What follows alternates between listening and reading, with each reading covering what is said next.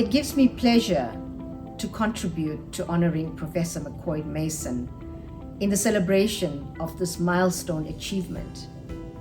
As a young and rather enthusiastic law student at my alma mater, the UKZN, I had the privilege of being taught in the early 80s by the brilliant and rather flamboyant Professor McQuoid-Mason, whose passion for human rights and access to justice, in particular for the most vulnerable sectors of society, has received global acclaim.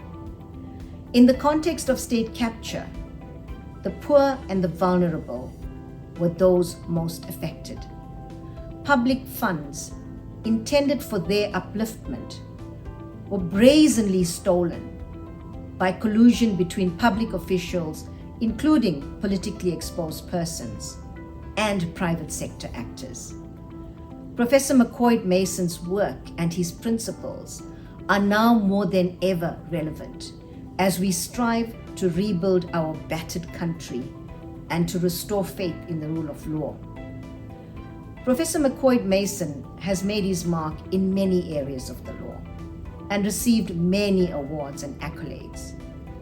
In the context of the work of the NPA, I will mention just one: the establishment in the early 70s of the first legal aid clinic on the Howard College campus of UKZN, run by law students. Professor McQuoid-Mason was a trailblazer in this regard, and he pioneered legal aid for those in need in South Africa and well beyond. The right to legal representation is a basic tenet of a fair trial in criminal courts and a critical component of justice. Professor McQuoid-Mason is an inspiration as we in the National Prosecuting Authority, the lawyers for the people, dedicate ourselves to rebuilding public confidence in the National Prosecuting Authority, to restoring faith in the rule of law, and to ensuring that justice wins.